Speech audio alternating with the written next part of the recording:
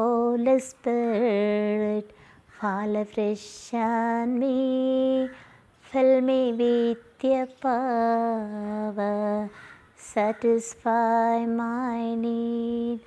Only you can make me whole. Give me strength to make me grow.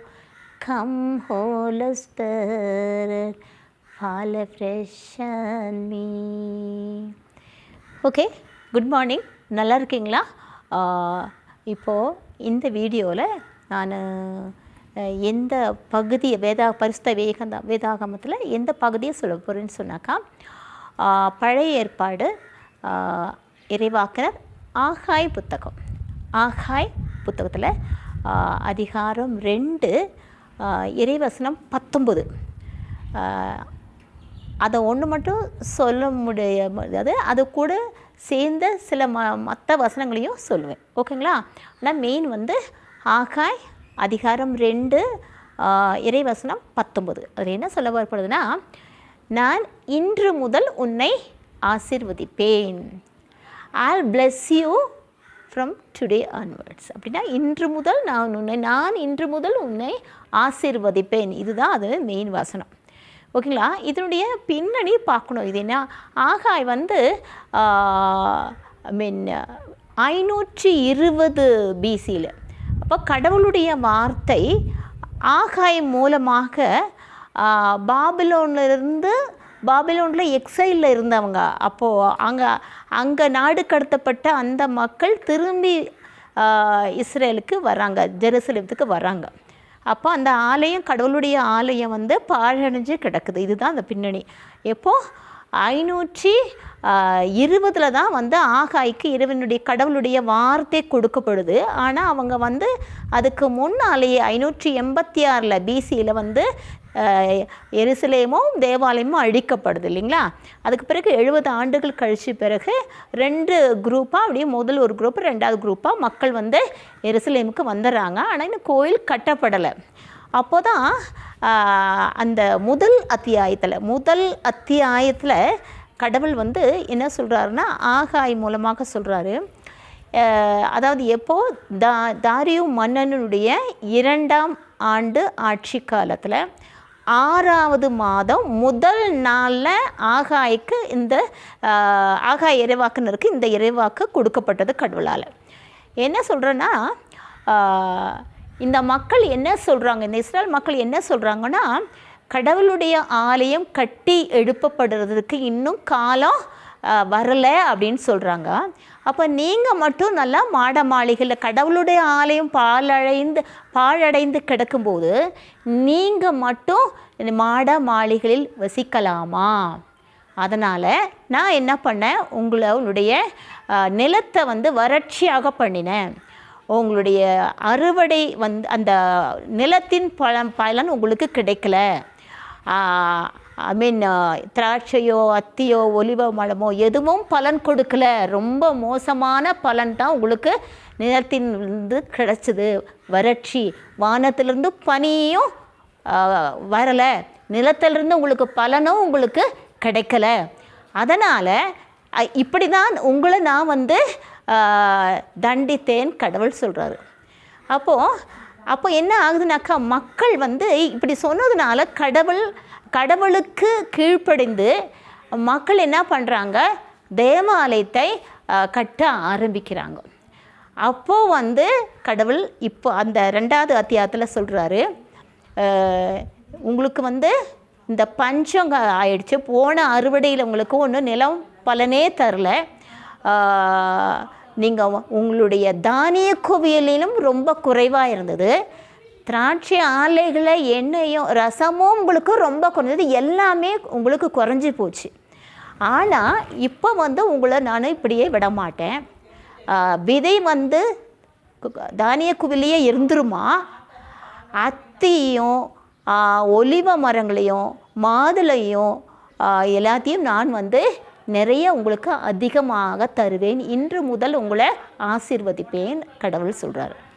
அப்படின்னா இது எப்போ அப்படி சொல்கிறாருன்னா, எப்போ தேவாலயத்துக்கு அடிக்கல் ஆட்டின அந்த நாளில், அது எப்போதுனாக்கா இது இப்ரூ கேலண்டரில் ஐ மீன் எந்த 9வது மாதம் அவங்களுக்கு வந்து அது 9வது மாதம் 24வது நாள் அப்போ தேவாலயத்திற்கு அடிக்கல் நாட்டப்பட்டது. அப்போ வந்து மக்கள் வந்து தேவாலயத்தில் கட்ட ஆரம்பிக்கிற அடிக்கல் நாட்டின அப்போவே கடவுள் வந்து அவங்கள ஆசீர்வதிப்பேன்னு சொல்கிறாரு.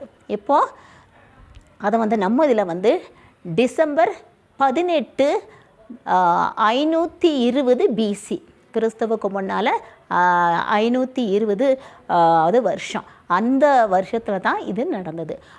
இப்போ சொல்கிறார் கடவுள், மக்கள் வந்து எனக்கு இப்போ கீழ்ப்படிந்ததுனால உங்களை நான் வந்து இன்று முதல் ஆசீர்வதிக்க தொடங்குவேன். அப்படி எப்படி ஆசீர்வதிப்பேன்னா அதை வந்து நமக்கு வந்து இணைச்சட்ட நூலில் 28வது அதிகாரம் 1 முதல் 14 இறைவசனங்களில் நீங்கள் படித்து பார்த்தீங்களா, நம்ம படித்து பார்த்தோம்னா நல்லா தெரியும். அந்த இடத்துல என்ன சொல்கிறார் கடவுள்னா, இணைச்சட்ட நூலில் என் குரலுக்கு நீங்கள் செவி கொடுங்கள், அப்படி நீங்கள் எனக்கு செவி கொடுக்கும் பட்சத்தில் நான் உங்களை எப்படி ஆசீர்வதிப்பேன்னு சொன்னால், நீங்கள் நகரிலையும் ஆசீர்வதிக்கப்பட்டிருப்பீர்கள், வயல்வெளியிலும் ஆசீர்வதிக்கப்பட்டிருப்பீர்கள், உன் கருவின் கனியும் உன் நிலத்தில் விளைச்சலும் ஆசீர்வதிக்கப்பட்டிருக்கும், உன் கால்நடைகளின் ஈற்றுகளும் மாடுகளின் ஈற்றுகளும் ஆடுகளின் குட்டிகளும் எல்லாமே ஆசீர்வதிக்கப்பட்டிருக்கும். இப்போ வானத்தை திறந்து நான் மழையே கொடுப்பேன். இப்போ நிலத்தின் விளைச்சல் அதிகமாக இருக்கணும். அது நிறைய வசனங்கள் இருக்குது, 1 முதல் 14 வசனம் வரைக்கும் நிறைய இருக்குது. நான் இப்போ 1 2 தான் சொன்னேன். அவங்க மொத்தம் கடவுள் வந்து அதிகமாக எந்த அளவுக்கு வந்து வறட்சியை மக்கள் எதிர்பார்த்து, தானியம் வந்து ரொம்ப குறைவு, பழ வகைகள் எல்லாம் எண்ணெய் ரசம் எல்லாமே குறைஞ்சி போய் மக்கள் கஷ்டப்பட்டாங்க. அதுக்கு ஜஸ்ட் ஆப்போசிட்டாக மக்கள் எப்போ கடவுளுக்கு கீழ்ப்படிந்து கடவுளுடைய தேவாலயத்தை வந்து கட்ட ஆரம்பித்தாங்க. அப்படின்னா என்ன அர்த்தம்னா, கடவுளுடைய குரலுக்கு செவி கொடுத்து கடவுளுக்கு கீழ்ப்படியும் போது கடவுளுடைய ஆசீர்வாதம் நமக்கு நிறைய வரும்ன்றது தான் இந்த பகுதி நமக்கு விளக்குது. என்ன சொல்கிறான், மறுபடியும் சொல்கிறேன், அந்த விதை வந்து அந்த தானியக்கு வெளியே இருந்துருமா, அத்தியும் ஒலிவ மரமும் திராட்சையும் மாதுளையும் இனி கனி கொடாமல் போகுமா, எல்லாம் செழிப்பாகும், உங்களை அதிகமாக ஆசீர்வதிப்பேன் அப்படின்னு சொல்கிறாரு. அப்போ இந்த பகுதியில் நமக்கு என்னது காட்டுதுனாக்கா, நம்ம எப்போ வந்து கடவுளுக்கு கீழ்ப்படிந்து அவருடைய சொல்லுக்கு செவிமடுத்து அவருடைய கட்டளைகளுக்கு கீழ்ப்படிந்து அவர் நம்மோடு செய்து நாமும் அவரோடு அவருக்கும் நமக்கும் இடையே அந்த உடன்படிக்கை பார்த்திங்களா, அந்த உடன்படிக்கைக்கு நம்ம பிரமாணிகமாக இருந்து எப்போ நம்ம அவரை வந்து அவரோடு நல்ல உறவு கொண்டிருக்கிறோமோ அப்போ வந்து கடவுளுடைய ஆசீர்வாதம் நமக்கு அதிகமாக கிடைக்கும்.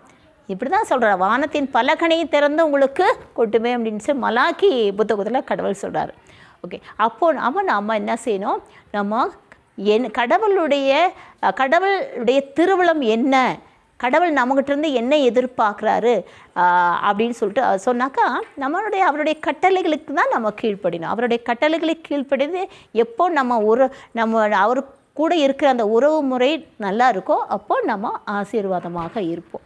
அப்படின்னா அப்சைட் டவுன் அப்படின்னா அந்த ஆசீர்வாதம் பாருங்கள், அந்த அளவுக்கு மோசமாக இருந்த அவங்களுடைய நிலை ஜஸ்ட் ஆப்போசிட். அப்படி ஒரு சூப்பர் நேச்சுரலாக நம்ப முடியாத அளவுக்கு அவங்கள பிரமிக்கத்தக்க வகையில் அவங்கள ஆசீர்வதிக்க போகிறேன்னு கடவுள் வாக்களிக்கிறார். அதே வாக்குறுதியை நமக்கும் சேர்ந்து கொடுக்குறாரு.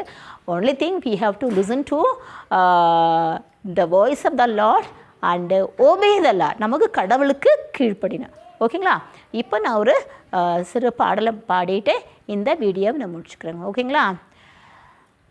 Oh Jesus, name above all names, beautiful Savior, glorious Lord,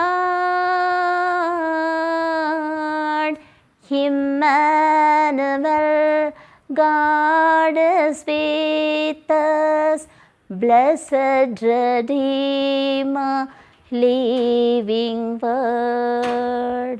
ஓகேங்க. Bye. Thank you so much for listening to my video. Bye.